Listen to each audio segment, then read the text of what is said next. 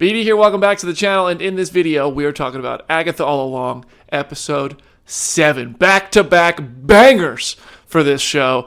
I will share my thoughts on the episode. Some of the Easter eggs I caught. I don't usually do Easter eggs, but there's a few in this episode I can't not talk about.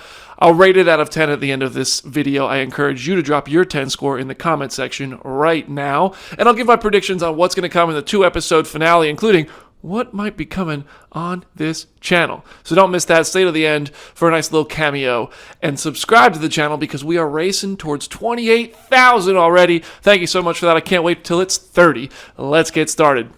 First of all, for me, this episode reminded me a lot of my favorite TV show of all time, Lost. Not only was the word walkabout used in it, which is the title of a major episode of that show, but the way that Lilia's mind is time traveling is very, very similar to the way that Desmond Hume's consciousness and mind time traveled in that episode called The Constant, and the way they used him throughout that show as the Constant who can time travel a bit. I thought that it was really cool the way this was executed. Throughout the entire Agatha series so far, I've wanted to see Lilia's outbursts pay off. I've hoped that there would be an episode that was dedicated to her. I kind of expected there would be because there's been trials after trials, and I assumed that when we got to Lilia's trial, it would be explaining why she's bursting out random phrases in the middle of scenes when she's saying things that have nothing to do with what's going on. I thought for a second maybe somebody was taking over her body and yelling something, and then she'd snap back to herself, but she was actually very much like Desmond Hume in Lost, time traveling to other parts of her own timeline, which is interesting. It's really cool that sort of time travel is now existent in the MCU, so that's cool. But the way that they did it, time and time again, after last week's episode had the reveal of Agatha and Teen and the truth of what was happening in episode 1, these 2 episodes of Agatha have single-handedly justified this show's existence. If you had any questions going in to Agatha, do we need an Agatha show, this, that, the other, I know this show's some people are hating on it. These 2 episodes have more than earned this show's right to exist. Not that it ever needed to do that in the first place.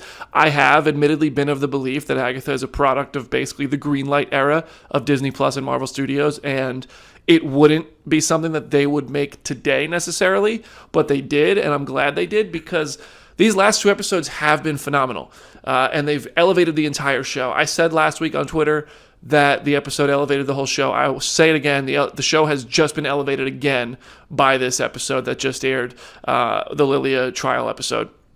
I think that flashbacks were really cool to explain why she had outbursts. I think we got flash forwards into what's coming, and that was really cool to see as well. The execution from the filmmaking side of that was really well done, and I thought that the tarot card element of this episode was really, really cool. The swords falling out added stakes. It added a sense of urgency to the episode when it was first Agatha and Billy doing their thing with the tarot cards and not knowing what to do, and then when Lilia got there and she was very calmly like a boss just laying down card after card after card, I thought that was a really cool scene, and I really thought that the director, this whole show, it was well written, it was well executed, the music made it really poignant. I like that Jen is now the path forward. More on that in a second. What does that mean? I don't know exactly, but I'll predict. Bigger prediction than that, though, for the finale. I actually have a problem with what I think is going to come in the finale, but we'll get to that. One thing we actually haven't even talked about. Well, hold on. Let me not get ahead of myself. Sorry. They killed Lilia in this episode, and that was honestly really powerful. The musical score, I thought, was what made it really land. Ooh, no pun intended. But the way she fell onto those swords, flipped the tower, seemingly took out most of the Salem 7. I thought that was brilliant. I thought that was really well done, really poetic exit for her, and it's reinforcing the fact that I thought a lot of characters are just going to die along the road, and it's going to come down to not Rio anymore, Billy and Agatha at the end of the road. But that was a really great send-off for Lilia. But the biggest thing we need to talk about, come on. Aubrey Plaza is death. I avoided the spoilers. I had no idea. When I saw her, when I put it together, I did the Leo. Now we got to bring Thanos back. so he could fall in love with her. We all fell in love with her in the show so far. Time to see our Mad Titan have his lady friend realize, like, this is a character they took out of Infinity War and Endgame because they thought audiences wouldn't buy that Thanos, the Mad Titan, was in love with Death and was doing all this murdering to serve her like he does in comics. With Death in the show, I wouldn't be mad about seeing. I think they were right. I think that making Thanos a grounded villain and not having that as a big part of his story helped sell more tickets. I think audiences wouldn't have bought into that the same way they bought into the Thanos story we got. But as a comic fan, I wouldn't be mad about it. Aubrey Plaza is Death. I know this was on a Funko Pop. I did not see it. I only know that because I know that Aubrey Plaza's Rio character had their identity revealed on a Funko Pop. I know that obviously now, I still haven't seen the pop, that this is what that pop figure was. Awesome reveal. As for what's next, let's talk about what's next in the show. I think this is where I get nervous because I'm bought in. I think Agatha is like these 2 episodes have convinced me Agatha's great. Problem is, we have a finale ahead. Disney Plus shows from Marvel don't usually have a great finale. It's true of WandaVision. It's true of almost every show except for Loki. Only Loki has had great finales, in my opinion. There's been fine finales, but for the most part, shows have been better than their last episodes when it comes to Marvel Studios putting stuff on Disney+. I think we're due for a very rushed showdown with what's left of the Salem 7, with Aubrey Plaza's character versus Agatha versus Billy. What are you going to do? I hope it's good. Could Evan Peters come back again after being in last week's episode as Ralph Boner? Presumably still a fake name, hopefully a fake name. Well, guess what? They used the song from X-Men Days of Future Past when he did the whole Quicksilver thing. The very famous Quicksilver scene, Time in a Bottle, was the scene in the credits. And there's no way that that's a coincidence. I don't believe it for a second. So I'm hoping that he comes back in some capacity and we get the multiverse story that should be coming with Evan Peters playing that part since WandaVision becoming a factor at all.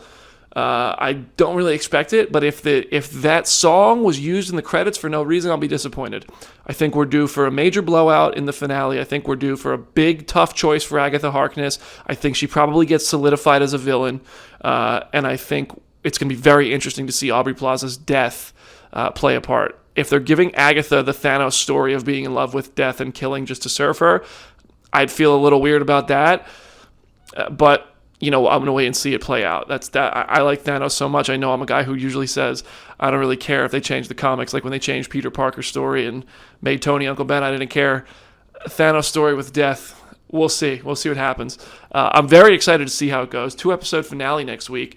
There might be something really special happening live on this channel with people you're familiar with.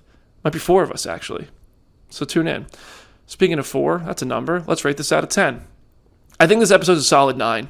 Very good. It started a little slowly. I think the execution of the reveal of Lilia's story and all that was masterfully done. I think the acting was great. The music was great. And the nice reveal at the end of Aubrey Plaza's character being Death worked so well for me. I didn't see it coming at all. Loved it. And the use of that Evan Peters Quicksilver song from X-Men Days of Future Past in the credits is exciting. I really hope it's intentional. Great stakes, great tension, great little tease of what could come, little flash forwards of what's next. So that's what I think. So yes, go ahead and subscribe to the channel, please, because we're doing this one more time next week. It might be live and it might have more people than me discussing. And we have Penguin, we have New York Comic Con stuff, all sorts of stuff coming to the channel. And I want your predictions for what's going to happen in the finale in the comment section. So go ahead and drop those down there. And stay tuned right now for a little cameo and some more thoughts on Agatha All Along's episode from tonight. I'm BD. I'll see you in the next video. Hey BD, thanks for having me back. Oh my gosh, I think episode 7 is my favorite episode. I kind of had a feeling that we would see the Lilia gaps fill in the way whenever she says something crazy. We would get an explanation very similar to how it did play out, but it didn't matter that I saw it coming. I loved it. I love that kind of break apart storytelling that has to do with time so much, and I love Patti LuPone so much. I've seen her twice on Broadway, and the fact that now she's in Marvel, this whole episode was just gorgeous. And the addition of just the costumes of the witches is so much fun. and we are finally free. We know for sure that Aubrey Plaza's Rio is actually Death, which we knew because of the stupid Funko leak. I'm still so angry about that. But there is nothing else I've seen. If I can go with to the finale without any spoilers, I'll be so freaking happy. Also, should I get into tarot just so I can get the Death card tattooed on me and I won't feel like a poser? I want that tattoo so bad. Oh my god, there's so much more to say, and I will be saying it on tomorrow's episode of New Rockstars The Break Room. Keep an eye out for that. As you may know, I have been doing podcasts for every Agatha episode, but I haven't announced a finale episode yet because I had a feeling something extra special might get to happen, and it looks like it is, so stay tuned.